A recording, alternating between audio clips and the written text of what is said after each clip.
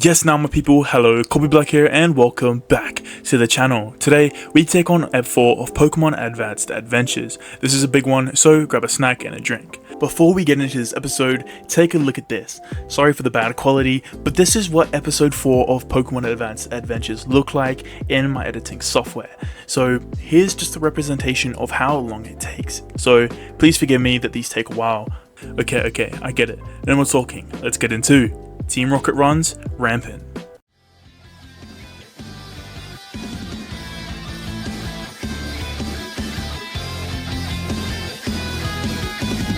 When I was out there all alone, my fire going out in the rain, I could have lost it all right then, but you were there to show me the way.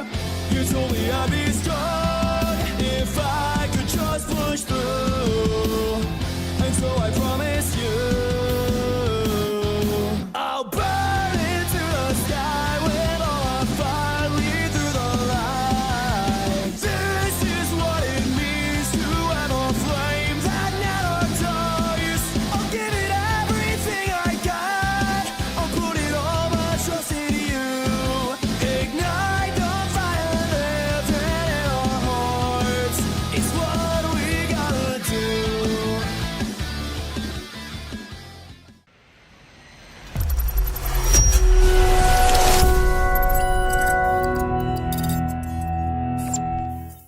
A few black cars drive in and a bunch of grunts rush out. Brennan and I look shocked. It's Team Rocket. The grunts send out Zubats and Coughings with a few Ekans. Brennan sends out Pinsir and Magnemite instantly. I sigh. Pidgey is still weak from Brock and Ghastly won't listen. Charmander doesn't win often, but how strong can grunts really be? Charmander gets ready. All the way at the gym, Brock hears the loud bang. He collects his freshly healed Pokemon and rushes over. On the way to the scene, Brock runs into Dave. Both shortly greet each other before continuing. They arrive on scene. Brock sends out Geodude and Onix, with Dave wasting no time and throwing in some of his Pokemon as well. Dotrio, Hitmonlee, and Scyther. They notice how Brennan and I are holding our own with a few grunts taken out. But before we can celebrate, another car comes in, with Giovanni slowly stepping out. Beside him is a boy who seems around the same age as Brennan and I. Giovanni states that he doesn't normally tag along for these lowly missions, but his grunts have been losing a lot lately, which irritates him, so he decided to tag along to make sure this one goes smoothly, and if we plan to interfere, he has no problem getting rid of us. I bark back, saying I don't know who Giovanni is and that I don't care. All I know is that he won't hurt these innocent Pokemon. This annoys him, and he tells the boy next to him, who we learn is Levi, to handle Brennan and I while he handles Brock and Dave. Levi nods firmly and tells me I look pathetic. I grit my teeth and tell him he knows nothing. Levi chuckles and says my words are just as pitiful as my presence. Levi then sends out a Cubone and says he will run over me and trample Brendan. That way he will gain more power and soon be able to take action on becoming the next head of Team Rocket. I look shocked. I ask why he would want to be such a thing. Levi tells me I know nothing, that being such a powerful figure means so many things, but I wouldn't understand as I'm a mere early route, run-of-the-mill trainer who won't amount to anything. Brennan tells Levi that he sure talks big, and asks why we should believe he will amount to big things, and that he's yet to even show us his strength, saying Levi is simply all bark and no bite. This pisses off Levi, and he calls for a dig. I tell Charmander to stay alert. Cubone jumps up out of the floor and slams into Riolu, and uses a swift focus punch, slamming Riolu back into the ground. Brennan is shocked at the speed of this Cubone. Charmander uses Ember, but Cubone dodges and uses another focus punch against Charmander, sending Charmander reeling. I rush after Charmander with concern. Cubone goes to follow, but Pinsir blocks its path. Brennan says he's just about had enough of this Levi guy and tells Pinsir not to hold back. Pinsir cries out, not complaining one bit. I ask Charmander if he feels okay, and he gets up and nods. I tell him if he can't keep going, not to force it, but Charmander cries out. It's clear he wants to keep battling. I sigh and nod, saying we will beat Levi, and Charmander nods. We come back and see Pinsir holding its own against Cubone. Levi barks, saying he's tired of toying with us, and Cubone kicks into a second gear, now taking over Pinsir. Cubone uses Dig and instantly slams into Pinsir. Brennan grits his teeth with wide eyes. Pinsir cries out and Cubone doesn't let up. However, Charmander stops the cycle by using a massive ember fueled by rage and determination. Sadly, it takes out both Pinsir and Cubone due to it being uncontrolled. Brennan recalls Pinsir and Magnemite flies down protectively. I smile, stunned. I look at Charmander, proud that he finally took down some Pokemon. Levi snarls and recalls his Cubone without a speck of praise. He tells me that I simply got lucky, and that he isn't done. He snatches a Pokeball from the car and sends out one of Giovanni's reserves, which is Hypno. Brennan and I shiver slightly, and Charmander stands beside Magnemite. We see Dave's Hitmonlee slam into Nidoking, whilst Onix tackles Nidoqueen. Dave and Brock are teaming up against Giovanni as he is quite powerful. Giovanni snarls and recalls both Pokemon and sends out a Dugtrio alongside a Beedrill. Dugtrio uses Dig and Beedrill uses a intense Hyper Beam. Hitmonlee dodges it and Onix tanks the hit harshly. Hitmonlee is hit by the Dug, causing it to cry out. Onix uses a Rock Throw, hitting Beedrill, and Hitmonlee gets up using a swift Sucker Punch, followed by a sleek Low Sweep, taking out Dugtrio. Dave praises Hitmonlee and Giovanni snarls angrily and recalls his Dugtrio. Onix uses Headbutt with all its power to mutually take out Beedrill, in which it fails to. Brock recalls Onix, thanking it gratefully for all it's done. Dave grits his teeth nervously. Hitmonlee pants heavily. We cut to see Hypno use Drain Punch on Magnemite, making it cry out. Hypno stands over Magnemite, ready to end it all. Levi grins menacingly, and Hypno charges an ominous Shadow Ball. Charmander uses Ember, destroying the half-baked Shadow Ball. Levi, annoyed, snarls, and I praise Charmander. Brennan recalls Magnemite worriedly, and Charmander growls at the Hypno. I tell Levi to give up and leave us and the wild Pokemon alone, but to no avail. This only makes Levi even angrier. He demands Hypno use Shadow Ball, and it charges it again. I grit my teeth and tell Charmander to get ready to dodge. Charmander nods firmly. The Shadow Ball goes flying towards Charmander. I call out loudly to dodge. Charmander succeeds in dodging, but Hypno countered, and slams a powerful Thunder Punch right into Charmander's stomach, taking it out fully. I look shocked. I rush over to Charmander and guard it. Levi grins happily, seeing Charmander down for the count. Levi steps closer, but Giovanni steps in and tells Levi they are leaving. It's not worth trouble for a few Bulbasaurs. Levi snarls, but follows. I look at them and call out angrily. My voice trembles as I call them cowards. Giovanni walks back to me, staring deeply into my soul. He tells me next time he will make sure to personally put me in my place.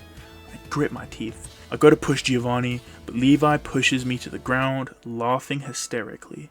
The two leave, getting into the car and driving off. Brennan walks over, helping me up. I thank him, and he says he can't believe how badly we lost. Brock and Dave walk over, both beaten badly. Brennan and I ask if they are alright. They sigh, saying they are, but the Pokemon are beat, but did well in the battle. Brennan ponders. He says when he first entered Viridian Forest, he faced off against 2 Team Rocket grunts, but he handled them both with just his Riolu, no problem. Brock informs us that Giovanni, the man in the suit, is the leader of Team Rocket, and a powerful member at that, saying he took down both Dave and himself, despite it being a 2-on-1. I look surprised. I said the boy with Giovanni, Levi, he was powerful as well, and how he took down both Brennan and I without a sweat. Dave sighs, saying he's going to go inform his group of friends about Giovanni's attack. We bid him farewell, and Brock heals everybody's Pokemon before heading back to the gym himself. Brennan and I check on the Bulbasaurs. All seem fine, some sadly were captured. Bulbasaur nudges me, and I ask if it wants to join me. It cries out happily, and I catch Bulbasaur. I smile, and Charmander rolls his eyes, not too fond of the capture. Brennan says he was wanting to battle a few Bulbasaur, but got Team Rocket instead, and says he isn't quite sure if it's a plus or a negative. We end up continuing our walk, heading to Cerulean City. I look to Brennan and ask if he's noticed that it's getting a bit chilly out. He nods, saying he just felt the coldness rush in.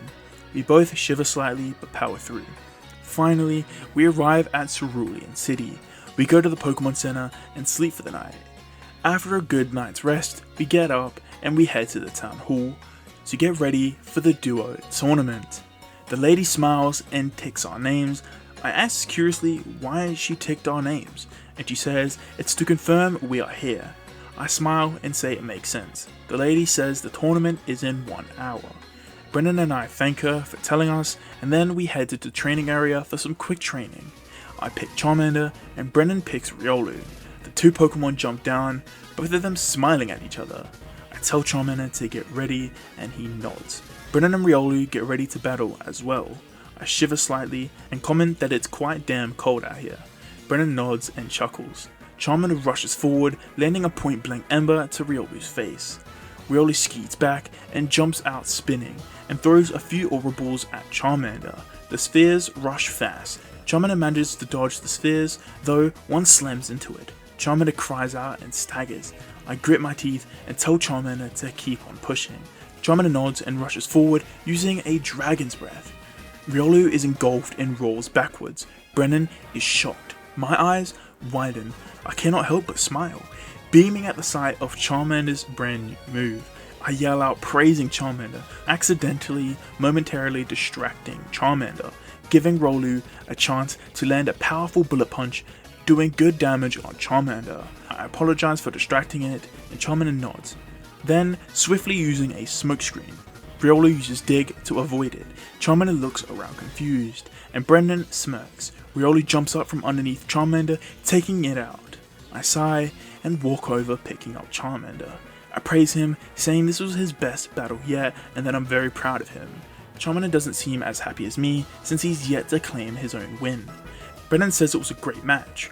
Riolu looks happy for the chance to finally battle Charmander. Suddenly, Pidgey pops out its Pokeball and chirps softly. I look at him confused and ask if he wants to battle. Pidgey flaps his wings rapidly, chirping with motivation.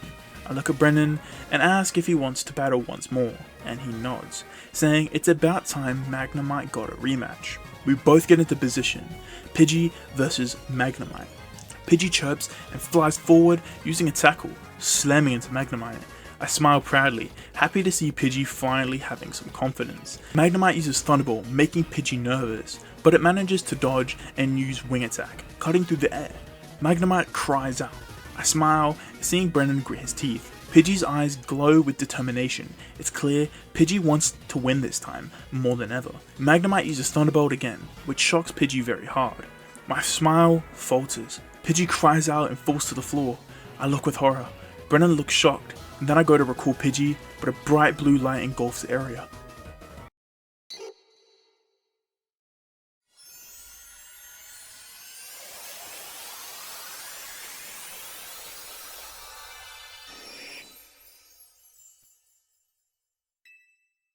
Pidgey has evolved. I look up in awe. Pidgeotto chirps proudly. My face contorts into a massive smile. Brennan's falters, and so does Magnemite. Pidgeotto flies forward fast, using an air slash. Magnemite cries out. I yell out praise. Pidgeotto doesn't waste time, flying in for another wing attack, taking down Magnemite for good. Brennan is shocked, but smirks. He recalls Magnemite and congratulates me and Pidgeotto. I thank Brennan and praise Pidgeotto a bunch before I recall him. We then both walk to the Pokemon Center, both shivering slightly. We greet Nurse Joy and hand over our Pokemon. Brennan and I begin to talk about who we will use in the tournament. We collect our Pokemon and head toward the arena, ready to face whatever it brings. That's right, my people, next episode is the Do It tournament. If you enjoyed this part, let me know your thoughts in the comments, and I will see you all in the next episode of Pokemon Advanced Adventures.